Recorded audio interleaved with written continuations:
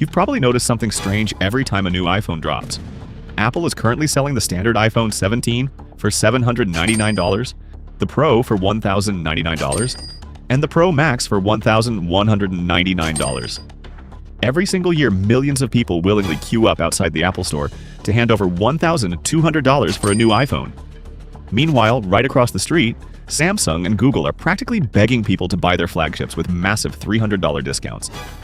Yet, Apple's price tags stay completely frozen. Why? Because Apple figured out a psychological loophole. The moment a luxury brand gives you a discount, it actually ruins the product in your mind. By keeping the iPhone price strictly fixed, Apple protects the perceived prestige of the device. An iPhone bought on launch day retains its status and resale value months later, reassuring the customer that their premium investment won't immediately depreciate. In fact, while Android flagships plummet in value within months, a new iPhone consistently retains over 80% of its value half a year after launch. Here's the secret psychology behind why Apple never drops its prices, and how that absolute stubbornness makes you want the phone even more. Apple sells hundreds of millions of iPhones every single year.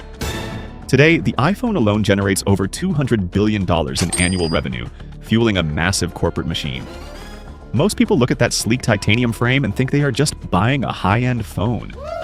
And that is exactly what Apple wants you to think. Because if hardware specs were the only thing driving these massive prices, then competitors with bigger batteries and sharper cameras should be dominating the premium market. But they aren't, not even close. To understand why, we have to pull back the curtain on how retail actually works. When you see a third-party carrier like Verizon or AT&T offering a massive discount, or a free iPhone with trade-in, you might think Apple finally caved, but they didn't. Apple sells those iPhones to the carriers at full wholesale price. The carriers are the ones swallowing the upfront cost, betting that they will make their money back by locking you into an expensive, unbreakable 36-month service contract.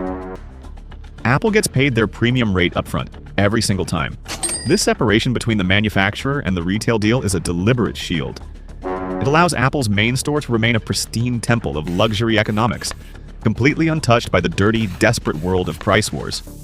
It all comes down to a fundamental pillar of corporate strategy: premium branding. In standard economics, supply and demand dictate that when the price of a good goes up, demand goes down. But there is a rare, fascinating exception to this rule known as a Veblen good, an item where demand actually increases as the price goes up, because its high price tag acts as a status symbol. Think of brands like Rolex, Hermes, or Ferrari. If Rolex suddenly announced a 50% off holiday clearance sale, they wouldn't double their sales.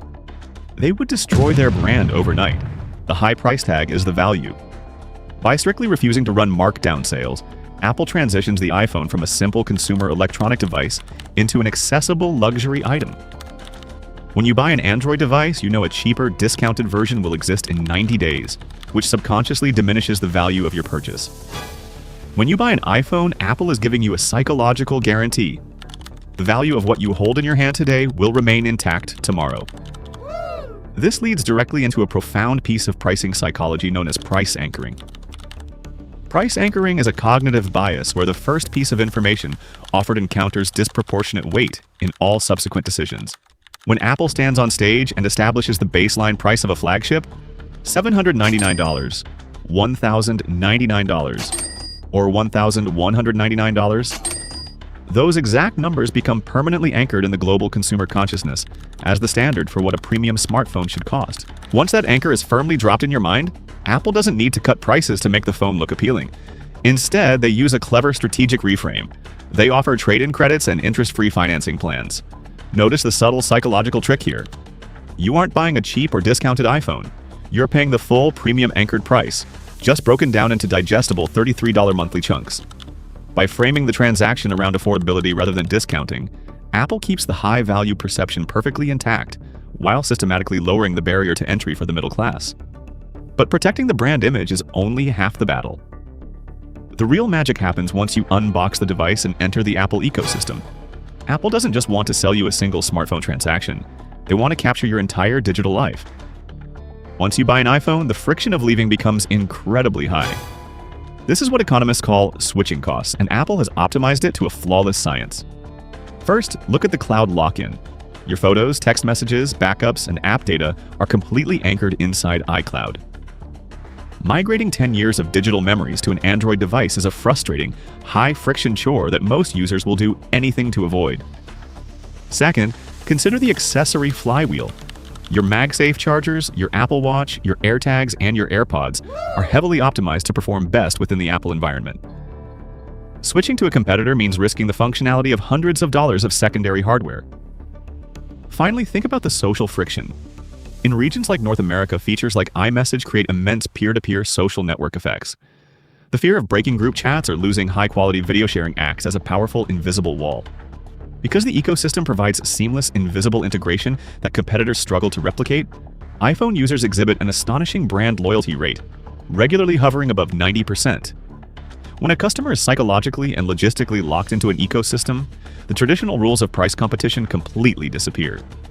Apple doesn't need to cut prices to fight off competitors because their core users aren't even looking at other options. And this absolute pricing power reflects beautifully in Apple's legendary profit margins. While a baseline iPhone might cost Apple roughly $400 to $500 in literal raw materials and manufacturing costs, they sell it for double or triple that amount. But the physical bill of materials is only part of the equation. While the rest of the smartphone industry fights a brutal, exhausting price war over low-margin hardware, analysts estimate that Apple captures upwards of 80% of the entire global smartphone profit pool. They have engineered a bulletproof financial flywheel. High hardware margins fund the ecosystem drives intense customer retention, and that retention allows Apple to maintain its premium, zero-discount pricing strategy indefinitely. They don't have to chase volume because they have completely conquered value. So, what is the ultimate business lesson here? Value is created by perception and ecosystem design, not by running markdowns. If your entire strategy relies on competing strictly on price, you will inevitably bleed out your margins to the lowest bidder. But if you build a high-barrier ecosystem and guard your brand prestige fiercely, the market will happily pay your premium, year after year. The next time you pull out your credit card to buy the latest iPhone and realize you're paying absolute top dollar without a single dollar off, remember this: you aren't just paying for glass, aluminum, and silicone chips. You are paying admission to the most brilliantly defended closed-loop ecosystem in corporate history. And the price? It's never going down. Quick favor before the final takeaway. If this breakdown gave you a new way to look at how businesses operate, hit that subscribe button. I make research-backed case studies on business strategy, mental models, and how the world's biggest companies really make their money. No hype, just the strategy. Drop me a comment below. What iPhone model are you currently using? And would you ever switch to Android if they offered a massive discount? Like the video and subscribe so you don't miss next week's business case study. This is BrandSphere, and I'll see you in the next one.